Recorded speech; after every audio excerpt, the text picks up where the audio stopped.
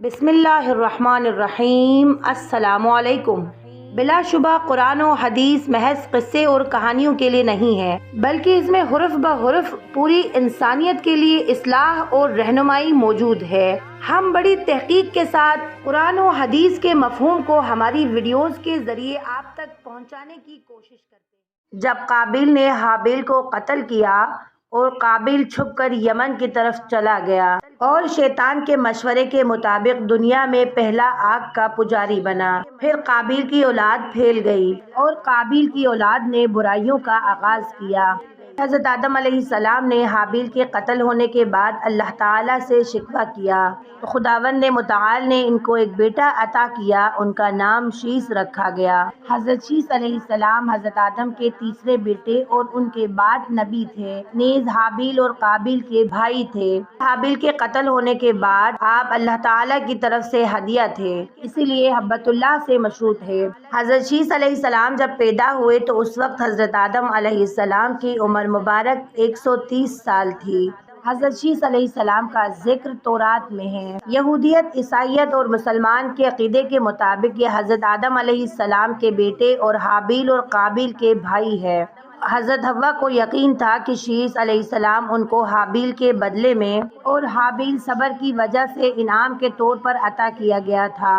حضرت شیث علیہ السلام ہو بہو حضرت آدم علیہ السلام کی صورت پر تھے۔ حضرت شیث علیہ السلام کے نام کے بارے میں یہودیت میں ایک روایت پائی جاتی ہے کہ شیث کا لفظ عبرانی لفظ سے ماخوذ ہے جس کا معنی بیج یا پودا ہے، اس لیے حضرت حوا کو یقین تھا کہ خدا نے ان کو حابیل کے بدلے میں جن کو قابیل نے قتل کیا تھا شیث علیہ السلام تحفے میں دیا ہے۔ حضرت شیث علیہ السلام حضرت آدم کی دوسرے اولاد کی طرح ایک بہن کے ساتھ جڑواں تھے اور اس بہن کا نام عزورہ تھا، لیکن بعض تواریخ کے مطابق آپ جڑواں نہیں تھے۔ بعض مؤخذ میں شیث علیہ السلام کی شادی حابیل کی بہن اقلیمہ سے ہونے کا کہا گیا ہے۔ حضرت شیث علیہ السلام کے بلوغ کے بعد حضرت آدم علیہ السلام نے ان کی شادی ایک حوریہ کے ساتھ کر دی تھی۔ اس شادی کے نتیجے میں 4 بیٹے پیدا ہوئے، جن میں سب سے بڑا انوش آپ کے جانشین بنے۔ حضرت شیث علیہ السلام کی 105 سال کی عمر میں ہنوش پیدا ہوئے۔ حضرت آدم علیہ السلام اس ڈر سے کہ کہیں حابیل کی طرح شیث علیہ السلام بھی قتل نہ ہو جائے، شیث علیہ السلام کو حکم دیا کہ قابیل سے اپنے علم اور مقام کو مخفی رکھے۔ اسی لیے حضرت شیث علیہ السلام ایک عرصے تک تقیہ کی حالت میں زندگی بسر کرتے رہے۔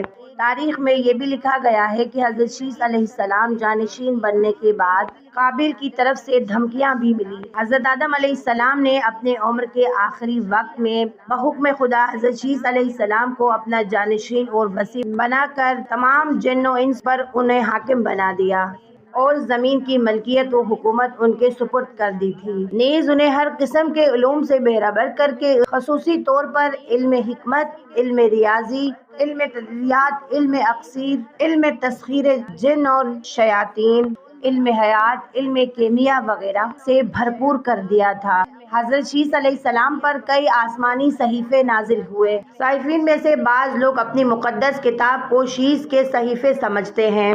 بعض مورخوں کا کہنا ہے کہ صائبین بعض سریانی افراد ہے جو زمین پر سب سے پرانی امت ہے، جو اپنے آپ کو شیث علیہ السلام کے بیٹے صابی سے منسوب کرتے ہیں۔ مورخین کا کہنا ہے کہ برائیوں کا آغاز اولاد قابیل نے کیا۔ جب حضرت آدم علیہ السلام نے اولاد قابیل میں زنا، شراب نوشی اور دیگر برائیاں دیکھی تو اپنے اولاد کو جمع کر کے انہیں ہدایت کی اور خصوصی طور پر یہ کہا کہ شیث کو میں بحکم خدا خلیفہ بنانا چاہتا ہوں، تم ان کی پیروی کرنا اور ان کی کسی طرح مخالفت نہیں کرنا اور قابیل کی اولاد سے اختلاط پیدا نہ کرنا۔ کتاب تاریخ روضۃ الصفا جلد 1 صفحہ نمبر 13 میں ہے کہ جب حضرت آدم علیہ السلام کا انتقال ہو گیا اور حضرت جبرائیل علیہ السلام اور دیگر 70,000 فرشتے اور حضرت آدم علیہ السلام کے دیگر اولاد فریضہ تجہیز و تکفین سے فارغ ہوئے تو حضرت جبرائیل علیہ السلام نے اولاد آدم سے فرمایا کہ اگر تم لوگ اپنے پدر بزرگوار کی وصیت پر عمل کرو گے تو کبھی گمراہ نہ ہوگے۔ امام صادق علیہ السلام سے منقول ہے کہ جب حضرت آدم علیہ السلام وفات پا گئے تو شیث علیہ السلام نے جبرائیل سے حضرت آدم علیہ السلام کے جنازے پر نماز پڑھنے کی درخواست کی۔ حضرت جبرائیل علیہ السلام نے کہا کہ اللہ تعالیٰ نے ہمیں تمہارے والد کے لیے سجدہ کرنے کا حکم دیا اور اسی لیے اس کے نیک بیٹوں پر سبقت نہیں لیتا ہوں، اور آپ آدم علیہ السلام کے بہترین بیٹے ہیں۔ مورخین بیان کرتے ہیں کہ حضرت آدم علیہ السلام حضرت شیث علیہ السلام کو بہت زیادہ چاہتے تھے اور انہوں نے تمام وہ تعلیم انہیں دے دی تھی جن کے وہ خود عالم تھے، لہٰذا حضرت شیث علیہ السلام نے درس و تدریس اور تعلیم و تفہیم کا سلسلہ شروع کر دیا اور لوگوں کو گوہر حکمت و علم سے مالا مال بنا دیا۔ یہی وجہ ہے کہ اہل توریت انہیں اولیاء اول یعنی معلم اول کہتے ہیں۔ بعض گزارشات کے مطابق لکھائی ایجاد کرنے والا پہلا شخص جناب شیث علیہ السلام ہے۔ حضرت شیث علیہ السلام کی خصوصیات میں سے ایک یہ ہے کہ بنی نوع انسان ان کی نسل سے پھیلے ہیں، کیونکہ قابیل کی نسل اور خاندان ختم ہوئی ہے۔ تاریخی شواہد کے مطابق قابیل کی نسل زنا، شراب خوری اور آتش پرستی جیسے گناہ اور لہو لعب کے آلات استعمال کرنے کی وجہ سے طوفان نوح میں ختم ہوئے اور صرف حضرت شیث علیہ السلام کی نسل باقی رہی۔ اسلامی روایات کے مطابق حضرت شیث علیہ السلام حابیل کے قتل ہونے کے بعد نہ صرف حضرت آدم کے لیے ایک تحفہ تھے بلکہ وہ اللہ تعالیٰ کے اور اپنے والدین کے فرما بردار بھی تھے۔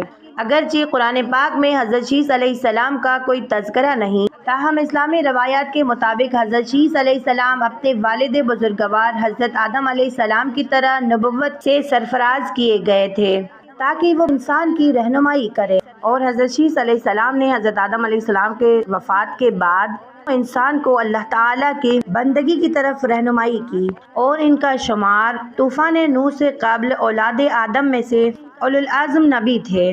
علم تخلیقات، علم فلکیات اور یہ تمام علوم و ہنر اولاد شیث کے ذریعے قائم کیے گئے تھے۔ حضرت شیث علیہ السلام کے اولاد نے 2 ستون تعمیر کیے، ایک کو اینٹوں اور دوسرے کو پتھروں کی مدد سے تعمیر کیا گیا تاکہ ایجادات اور دریافتوں کو ان ستونوں پر تحریر کر کے محفوظ کرنے کے ساتھ ساتھ ان کی یاد باقی رہے۔ یہ ستون انسانوں کو آگاہ کی گئی ہے کہ اینٹوں اور پتھروں سے تعمیرات کی گئی اور مختلف علوم و ہنر کا بھی اختراع ہوئی۔ آج بھی ان پتھروں کا ستون مصر کی سرزمین پر موجود ہے۔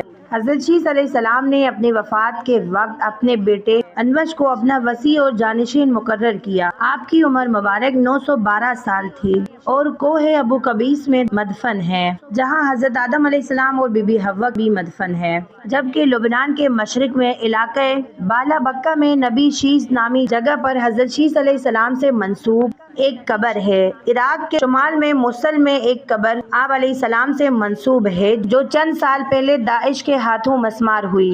افغانستان کے شہر بلخ میں بھی حضرت شیث علیہ السلام سے منسوب ایک مقبرہ موجود ہے۔ محترم سامعین، یہ تھی ہماری آج کی ویڈیو۔ آخر میں دعا کرتی ہوں کہ اللہ تعالی ہم سب کے علم میں اضافہ فرمائے، آمین۔ میں امید کرتی ہوں آپ کو آج کی ویڈیو اچھی لگی ہوگی۔ ویڈیو اچھی لگی تو لائک، سبسکرائب اور اپنے دوستوں کے ساتھ شیئر کرنا نہ بھولیے گا، اور ساتھ ہی ساتھ بیل آئیکن کو ضرور دبائیے گا تاکہ ہماری ہر آنے والی نئی ویڈیوز آپ تک پہنچے۔ ملتے ہیں ایک نئی ویڈیو کے ساتھ، تب تک آپ اپنا خیال رکھیے گا۔ فی امان اللہ۔